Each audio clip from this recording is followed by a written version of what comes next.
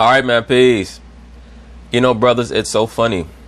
I released a video a while ago in reference to the NBA changing its policy and how they treat the top high school basketball prospects. As of right now, as most of us know, the top high school prospects normally agree to go to a couple of top-notch universities in the NCAA, normally either Duke or Kentucky, to participate in the NCAA's one-and-done program, which is in conjunction with the NBA. Or sometimes, every once in a while, you'll have a player who might go overseas if they want to get paid. Well, LeVar Ball realized that there's a market in the United States for top-notch high school basketball prospects who might want to stay in the States and get paid while they prep for the NBA as opposed to going to the NCAAs. Well, in that last video that I did in reference to this topic, I stated that the reason why the NBA is changing their policy is so that they can let LeVar Ball know that they're not going to allow him to muscle in on the action. I received so many comments from people saying, what are you talking about? The NBA and Adam Silver, they're not thinking about LeVar Ball. Well, I have news for you. If you're running a multi-billion-dollar corporation, at least that is what Adam Silver is alleged to be doing, you better keep an eye on who your potential competitors might be. And Adam Silver understands that LeVar Ball has a name, he receives media coverage, and he has his ear to the streets, and the streets love him back.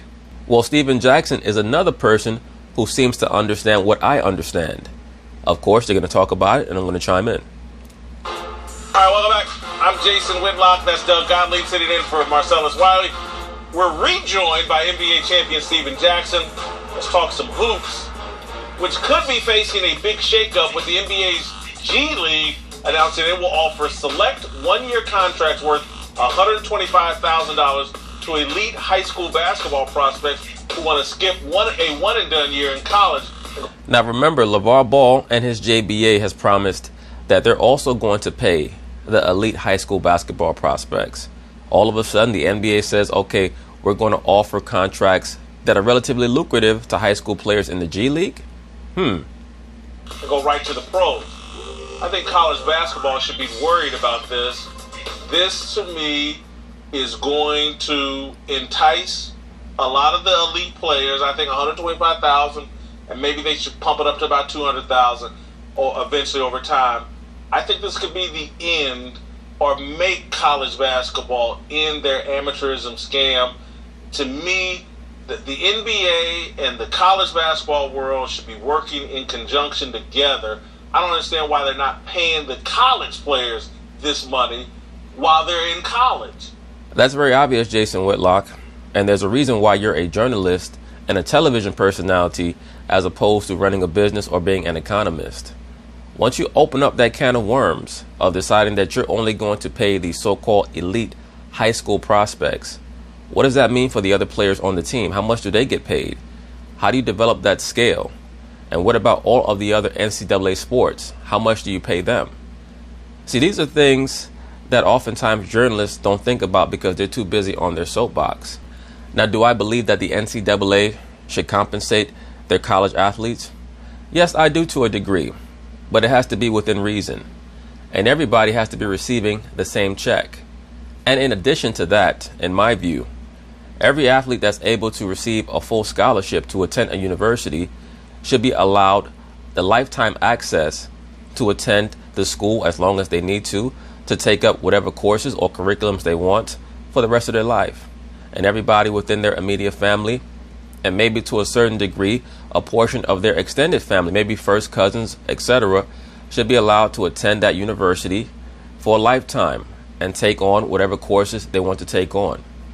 I think that that is an adequate reimbursement for what each athlete is going to bring to that particular college or university. But when you start talking about the NCAA is trying to compete with many of these intermediary leagues between high school and the pros, you really just can't have that, because then college sports is going to become like professional sports, where soon you're going to need unions and college player associations. And if you think that there's a beef or a potential beef between the WNBA and the NBA, imagine in college, where sometimes you might have a female sports team like the female Connecticut Huskies that are better than the men. What if there's a top prospect who goes to play for the men Connecticut Huskies and he's getting paid $250K, and the best player who plays for the female team is only getting $50K? How are you going to be able to substantiate that? Like, these are the type of conversations that you have to have if you're going to start to put forth the notion that college stars should be getting paid a certain amount of money. That's why you need these intermediary leagues. And that's why I have no problem with what Adam Silver's doing on the surface. But let's also note that it's very clear that he's doing it in response to the JBA because he wants to head them off at the pass.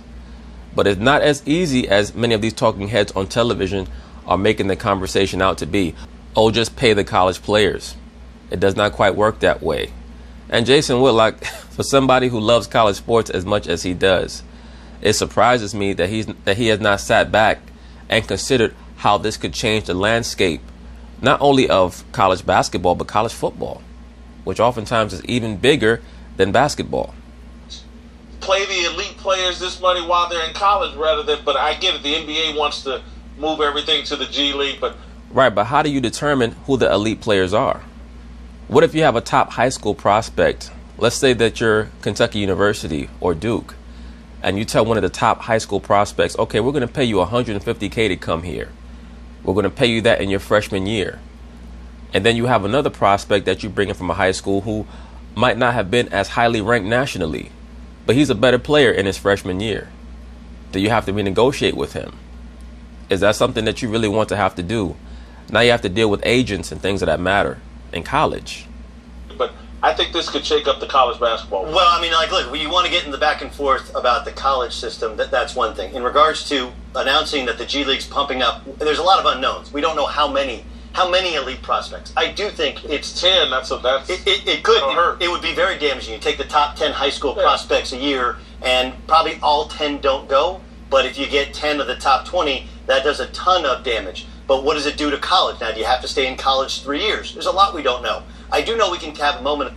If I was college, if I was running the NCAAs, I would certainly change back the protocol to stipulate that you must stay within the university system for 3 years. Because if the NBA and the JBA are going to start taking our top high school prospects like this every season, then we have to be reimbursed in some way. A moment of silence for the death of the JBA. Thank you. Right? Oh, man. It is over. From a first year where no one really watched and some dudes didn't get paid and level of basketball wasn't great, to now the NBA going, yeah, that's over. Let's stop fooling around. I don't even know if it ever was a thing, though. Who played in that league? Me and who else? Well, I have to say. You certainly did not play in the JBA, Jason Whitlock, because if you did, we would have heard about you having a heart attack right after the opening tip-off. There's no doubt in my mind about that. Say it's been getting a lot of traction. I've even seen highlights. People been posting highlights of guys playing in the league. But I agree with you. Going by highlights on Twitter. Yeah, but they're not getting no TV coverage. They're not getting TV coverage. But you see people posting, especially ball, the Sun. You see people posting this highlights stuff like that. But I totally agree with you. It's nothing but to destroy the JBA. Thank you, sir. Now notice how their conversation is going to progress. Because Steven Jackson believes, as I do, that the reason why the NBA has changed their protocol in regards to how they're going to reimburse the top high school prospects, Steven Jackson believes that it's purposeful, that it's to target the termination of the JBA. While the other person, I believe his name is Doug Gottlieb, he's not going to assert that it's purposeful. It just happens to be an additional effect of a protocol change that the NBA was planning to do anyway. That's the only reason they're doing this. I don't think that's why they did it. I think they did it because... The only reason? No, listen. See, even Whitlock was thrown off by Stephen A. Jackson's observation. Because once again, it's very clear. And there's nothing wrong with that. That's called good business. You have to see who your potential competitors are and head them off at the pass. You have to think like that. You can't wait for the JBA to score a television deal on BET. And now all of a sudden, LeVar Ball is making tens of millions of dollars a year. And all of the top high school prospects are coming to him to get on television. The NBA has kind of quietly actually copied the college model from this perspective. All of these teams are opening brand new facilities. Unbelievable. Celtics, Wizards, Lakers, Clippers are going to build a new 76ers, all new ones. And what they're doing is they're incorporating their G League because the G League is not particularly well coached, not incredibly well funded, And if you're not practicing on site, you're not practicing under the watchful eye of the general managers or practicing against NBA players. Look, I don't think it's a smart plan for high school players because you're not playing real NBA basketball and you're not getting the level of attention to detail on how to develop 18, 19-year-old kids the way you would get in college. And I think you have a much more sustainable being if you go to college. But I agree with that. I think that much needs to be said about an 18-year-old being able to play amongst 18 to 20 or 21-year-olds. When you're 18 years old and you decide that you want to play amongst 29, 30-year-old guys that are just desperate to sniff an NBA basketball court, who knows what could happen? Some of these guys could be jealous. You might try to drive to the basket and take the ball to the hoop, and somebody might submarine you just because they don't like the fact that you're getting preferential treatment from the coach because you happen to be the #1 overall prospect from some high school in New York City or Los Angeles or what have you. A lot of these guys are desperate to get to the NBA, and you never know what they might do. But I agree with you, Jason. It's going to do damage to the college system if you take 10 or 15 or however many prospects off the top. I don't think they all go, and I think some of this is a red herring. You could always go straight out of high school. You could always sell your likeness. Your likeness doesn't have any value unless you play in college. Play for Duke or Kansas or Kentucky. Let me ask you all this question. Adrian Wojnarowski from ESPN had an interesting tweet. A top high school player would be wiser to take a year away with a trainer prior to entering the draft than wander into the G League with far more developed men. I agree. Most pre-college teams will be overwhelmed there. Wouldn't be a pre-draft showcase. Still, it's an alternative word. He overwhelmed in the G League at the top high school players. And you know what's so funny? When LeVar Ball decided that he was going to take his young son LaMelo overseas and play in Lithuania, he was lambasted because they claimed that the talent overseas was not commensurate with what LaMelo might see in college. Well, first off, LaMelo was in high school. And most of the top-notch high school prospects are scoring 70, 80 points in a game. So how good is the competition that they're facing here in the States? I mean, unless we're talking about state tournaments or national tournaments, things of that nature. But once again, LeVar Ball was lambasted when he did that with LaMelo. But now Adam Silver is trying to get the top high school prospects to go play in the G League. If we talk about, his name is 94 Feet. He was assistant coach for the Cleveland Cavaliers. I'm not sure where he coaches now. I think he's coaching in Orlando or Toronto. But he was with Cleveland with LeBron. If that type of coach is training you, that's different. But you're not going to get ready for these leagues with these soccer coaches that's all of a sudden turned basketball trainers. I see a lot of those guys. All these little white dudes, 5'11", and they're going to teach all these young kids, or even many of these experienced NBA players, how to advance their basketball skills. But then again, hey, I mean, if you can get other people to believe it, that's most of the battle right there. That a lot of these guys working out with, it was footage on Instagram, but they're showing guys putting up a whole bunch of chairs around guys. Those type of trainers, they're not going to get you better. But if you're dealing with guys that actually are connected to the NBA, that really know the game, or that was previous coaches, that might work. But just hiring a trainer, I don't think that's going to be good. Look, you're speaking of two guys that played in the minor leagues. This guy made it and became an NBA champion. I did not. I can tell you, you're going to get your ass kicked. Okay, because in the G League. In the G League. Okay, yes. Because they're men, because they know how to play, and they're hungry. But I also think it's a terrible environment for the future of basketball. I agree. Because when you're in the G League, the one thing you know about any minor league is that no one really wants to be there. Right. From the general manager to the coach, the assistant coach, they're all and every bus trip, every plane flight, it's all about the league, the league, the league, the league. And the thing that makes great... That's any minor league in any sport. The guys do not want to be there for very long. Even in baseball, you have the top prospects who go through the farm system. And once they get to the AAAs, normally a lot of the guys in the AAAs are a bunch of 35-year-old dudes who know that they're never going to be good enough for the major leagues, but they're too good to go back down to single A or double A. So they're pretty much in baseball limbo. The league. And the thing that makes great basketball great is about the team, and you only learn that when you play in college. It's about something bigger than you. Plenty of chance to be an individual. And I've said that for a very long time in regards to Mr. Kobe Bryant and even LeBron James. I think that they would have been even better NBA professionals had they gone to college for a year or two. Because Kobe Bryant, it took him many years to learn how to play the NBA game. I'm not talking about him as an NBA talent. I'm talking about his understanding of the game and how to utilize his teammates and make them better. To me, to be quite honest with you, it wasn't until the 2007-2008 season where Kobe Bryant became a truly great NBA player. Before that, he was a phenomenal NBA talent.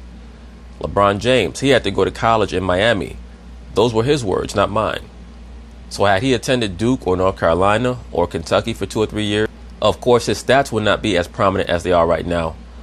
But I do believe that he would have won a championship in the NBA sooner than he did, and he probably would not have had to go run to Miami to team up with D. Wade.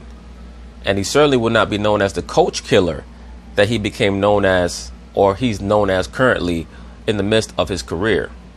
I mean, it makes no sense that so many coaches have come and gone in his tenure.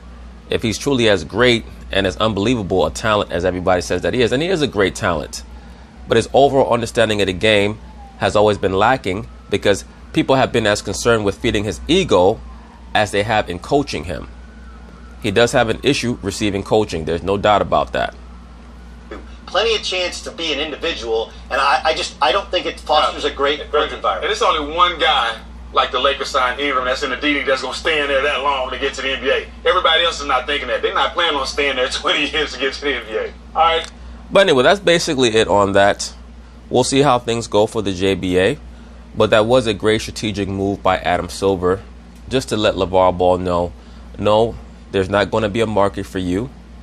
Every basketball market we're going to capitalize on. It is what it is. So peace.